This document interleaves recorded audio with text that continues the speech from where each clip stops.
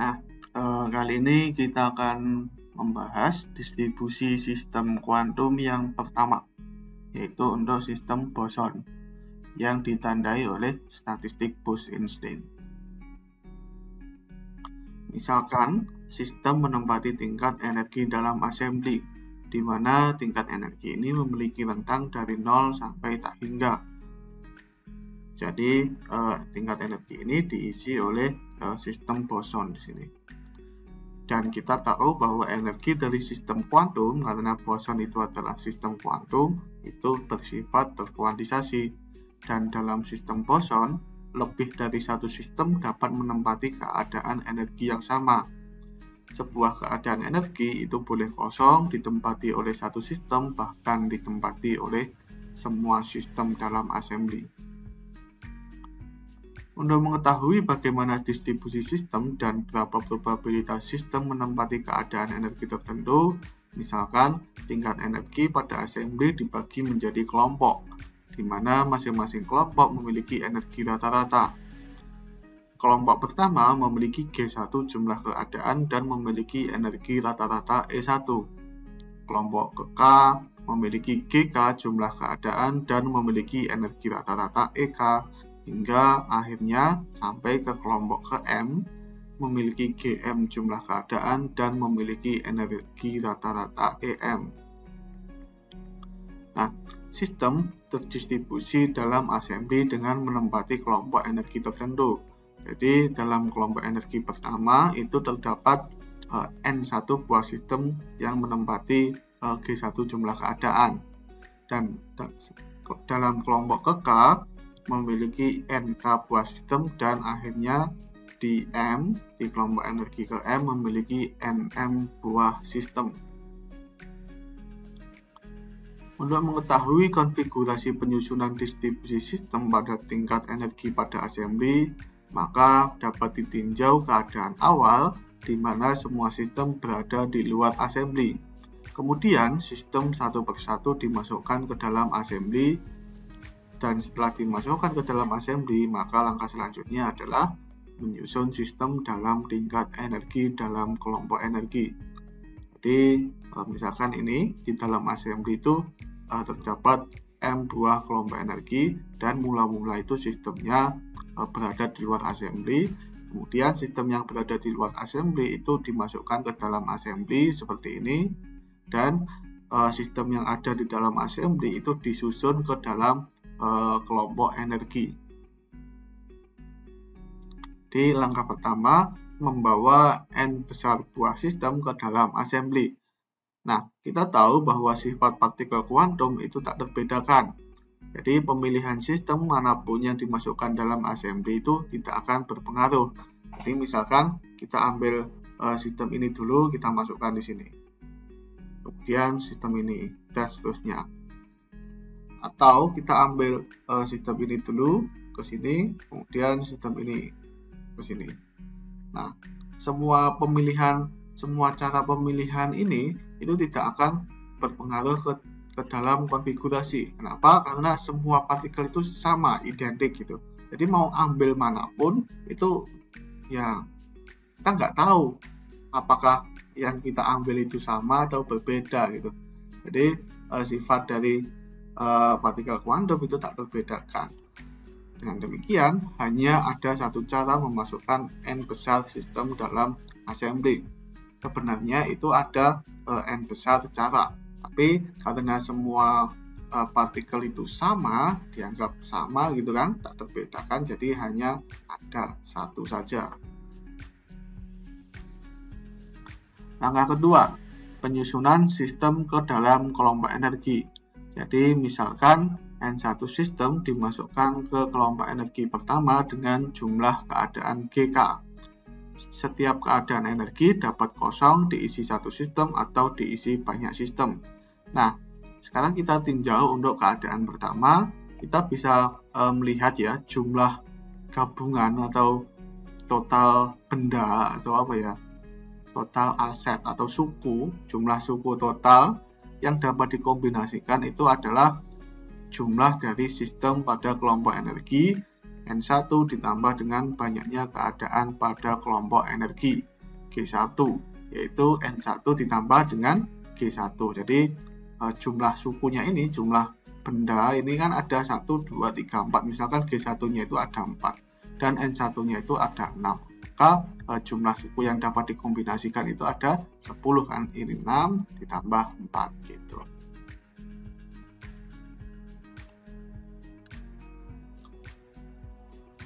Jumlah suku total yang dapat dikombinasikan adalah jumlah dari sistem pada kelompok energi N1 ditambah dengan banyaknya kelompok energi G1, yaitu N1 plus G1 yang kita bahas sebelumnya. Nah, jadi kita ambil sebuah contoh penyusunan, misalkan seperti ini. Jadi, pada kelompok energi pertama, yang ditandai oleh garis biru ini, diisi oleh 2 sistem. Kelompok energi kedua diisi 1 sistem, kelompok energi ketiga diisi 1 sistem, dan di kelompok energi keempat diisi oleh 4 sistem. Jadi penyusunannya seperti ini. Tapi kita juga memiliki bentuk penyusunan lain, misalkan seperti ini. Jadi di kelompok energi 1, 2, 3 itu tidak diisi oleh sistem. Dan di kelompok energi keempat itu diisi oleh 6 sistem. Atau kita memiliki bentuk distribusi seperti ini. Yaitu di bagian pertama itu tidak ada sistem, dan di bagian kedua itu diisi 3 sistem, bagian ketiga itu diisi 2 sistem, dan bagian keempat itu diisi 1 sistem. Atau mungkin yang aneh di sini, ini partikel itu tidak menempati keadaan energi, dan keadaan energi pertama diisi 4 sistem, 2, 3 kosong, dan 4 itu diisi oleh 1 sistem. Namun semua sistem itu harus berada pada keadaan energi tertentu. Artinya di bagian bawah sini, paling bawah ini harus berupa tingkat energi.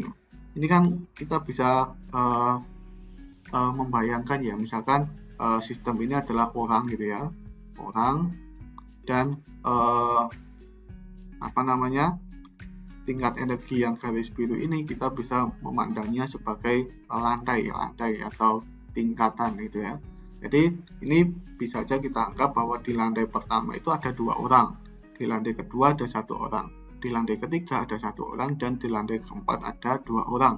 Nah, di sini di lantai 1, 2, 3 itu kosong, dan semua orang itu berada di lantai keempat, dan seterusnya gitu. Nah, kalau yang kayak gini kan aneh nih. Ini orangnya itu ada di bawah lantai pertama.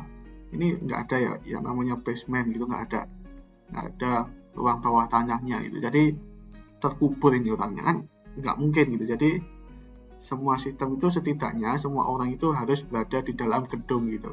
Di bagian keempat ini tidak mungkin.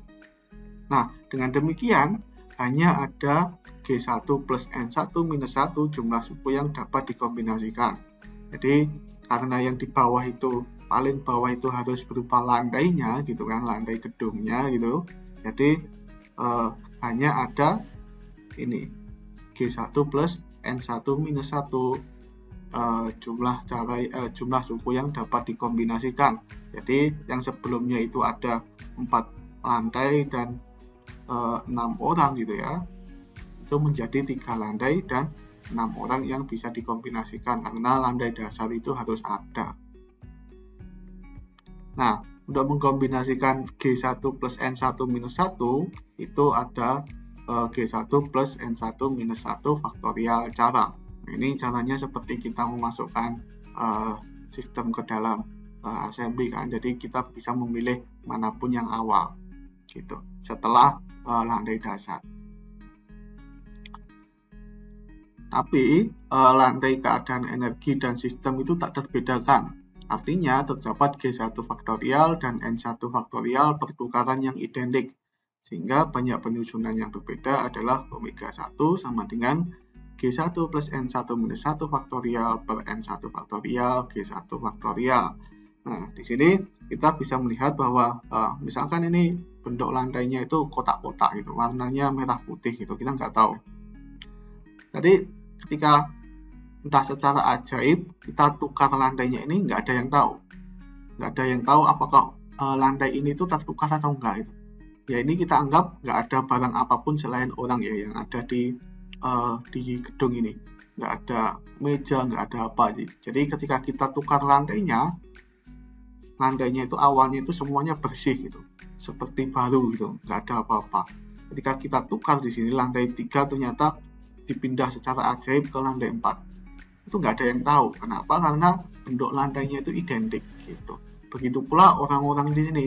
Misalkan orang-orang ini semuanya yang nggak kelihatan gitu, misalkan pakai maskot gitu ya, kayak maskot yang sama persis gitu. Kalau kita tukar dengan yang orang di landai kedua itu nggak ada yang tahu. Ketika misalkan saling diam gitu, nggak memberitahu gitu. Ini nggak ada yang tahu apakah sistemnya itu tertukarkan gitu. Artinya ada G1 jumlah lantai gitu ya, lantai yang dapat ditukarkan, yang jumlah penukarannya itu ada G1 faktorial, dan juga ada N1 orang yang dapat ditukarkan, dan jumlah penukarannya itu ada N1 faktorial, di mana penukaran lantai dan orang ini tidak akan mempengaruhi tidak akan mempengaruhi bentuk penyusunannya. Jadi ketika kita ditukar ini itu ya bentuknya itu tetap seperti ini. Bentuk totalnya itu tetap 1, di landai pertama ada 2, di landai 2 ada 1, 3 itu ada 1, 4 itu ada 2 gitu. Jadi ini pun ketika kita tukar dengan sini ya bentuk distribusinya tetap seperti ini gitu. Artinya jumlah cara penyusunan total yang berbeda gitu kan, yang kita cari itu kan yang berbeda tuh. Kalau penukaran yang sama itu kita nggak peduli, kita nggak usah pedulikan. Itu adalah omega 1 sama dengan G1 plus N1 minus 1 faktorial per N1 faktorial G1 faktorial. Nah, dengan cara yang sama, kita bisa dapatkan jumlah penyusunan NK sistem pada kelompok energi kekal yang memiliki GK jumlah keadaan, yaitu omega K sama dengan GK plus NK minus 1 faktorial per NK faktorial GK faktorial. Nah, terakhir hingga kelompok energi Km yang memiliki GM jumlah keadaan dan ditempati oleh NM sistem yang memiliki jumlah penyusunan omega M sama dengan GM plus NM minus 1 faktorial per NM faktorial GM faktorial. Nah, dengan demikian jumlah cara penyusunan N besar sistem ke M kelompok energi adalah omega totalnya adalah omega 1 kalikan omega 2 sampai omega M. Tidak lain adalah perkalian dari GK plus NK minus 1 faktorial per NK faktorial GK faktorial. Nah, ini adalah statistik dari sistem boson yang dikenal sebagai statistik Bose-Einstein.